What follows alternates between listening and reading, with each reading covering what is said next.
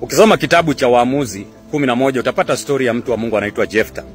Na maandiko matakatifu yanasema Jefta alikuwa shujaa, alikuwa mtu strong sana na alikuwa shujaa wa vita, alikuwa ametambulika sana. Lakini kuna shida moja huyu jamaa alikuwa naye, ni kwamba alikuwa amezaliwa na kahaba, mama yake alikuwa kahaba. Na katika sheria za siku ile hiyo ilikuwa ni kama abomination. Kwa hivyo kupitia shida hiyo ya mama kumzaa akiwa katika hiyo hali, alinyimwa mambo mengi sana. Walikuwa discriminated, walimpiga, walimdharau, walimuambia mambo mengi sana. Mpaka siku moja wakati kabisa alikuwa anaenda kuchukua baraka, wakamwambia wewe Jefta, hautaingia hapa, hautarithi hapa chochote kwa sababu haukuzaliwa vizuri venye tunastahili kukuzaa. So wakamfukuza akaenda milimani. Na maandiko yanasema ya kwamba alipofukuzwa kwenda milimani hakubehave ama hakuenda tu kukaa, alienda akafanya ibada na Mungu. Na akamwambia Mungu, siku ile utaniokoa, nitakushukuru. Lakini baada ya muda mchache vita vikatokea katika ile town ambayo alikuwa amefukuzwa. Kwa hiyo town walikuwa wamemfukuza, vita vikatokea. Na wakatafuta mtu yoyote angeweza kuwapigania vita, hawakupata. Jefta peke yake ndiye alikuwa mkubwa. Na wakabidi hao waliomuita kijana ya makahaba au hao wenye waliongea vibaya, ilibidi waende wapembeleze Jefta huko milimani. Wakamwambia tafadhali rudi, tafadhali kuja ukatusaidie. Na yeye akameka deal, akasema na nikikuja huko mtafanya niwe mkubwa wenu. Akamwambia Maandiko yanasema Jefta alirudi akaenda akaambia Mungu, naomba Bwana unitetee, na ukinitetea chochote ambacho kitanilaki nikitoka vitani nitakupa.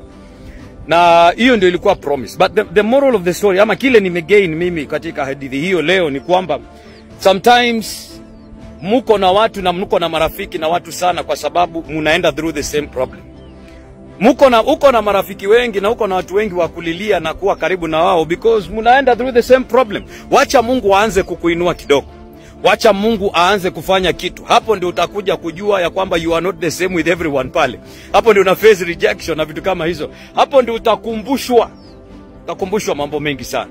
Na kuongelesha kwa sababu Mungu amekubariki na mchumba. Umeanza tu kidogo kubarikiwa, umeanza kutangaza kila mahali. Hapo ndio mchumba wako atatafutwa, aambiwe venye ulifanya abortions 18, venye zamani ulikuwa una date mtu huko kwa kijiji chenyu alikuwa anakaa ni mgonjwa. Yaani vitu uharibiwa kwa sisi wenyewe wakati tunafikia katika hiyo hali. So kile kinahitajika ni wisdom. Wakati unajua Mungu amekubariki na uko karibu kuingia katika level nyingine, anza kukataana na your past, anza kukataana na maroho za kwanza zile zilizokuumiza. Kataana na hizo kwa jina la Yesu. Kuwa mtu wa ibada.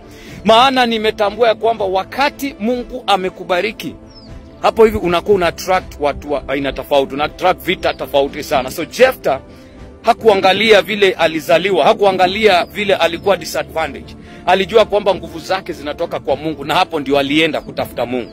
Nimeona stories za kila mtu ambaye Mungu ako karibu kumuinua, ako karibu kumtoa katika hali. Na mostly huwa wana face rejection, mostly huwa wana face kukataliwa na kudharauliwa. Lakini ombi langu leo na maombi yale na kuombea leo ni usikubali kile wanasema. Ati kwa sababu sasa umetoka, umeanza kuwa na principle, umeanza kuwa na morals, umeanza kuwa na mambo, waanze sasa kukurudisha nyuma. Don't accept anything itakurudisha nyuma. You can never change your past. Uko nyuma huwezi badilisha. Jefta angebadilisha aache kuzaliwa na kahaba, aanze sasa kuzaliwa na mtu mwingine. It can't be like that. Lakini you can change your future. Kama hukusoma, kama hukupitia elimu, ama hukupata vitu ulistahili na haki yako, saa hizi pale umefika sio time ya kusema na sikupata na siku nini. Saa hizi uko pale ya kusema na uko mbele kutakuwaje. Yaani focus na mbele kule nyuma. Yeyote aliyekudharau, yeyote aliyekupinga, yeyote aliyefanya anything, wachana nao wafanye. Maana sasa hamuyuko the same. Sasa wewe si kama ule ulikuwa kijijini. Sasa wewe si kama ule loser ulikuwa zamani. Right now umepata njia, umempata Mungu, umeingia katika maibada, unajua kutafuta uso wa Bwana. Why are you worried about what people are saying about you? Why are you worried about what other people are saying about you?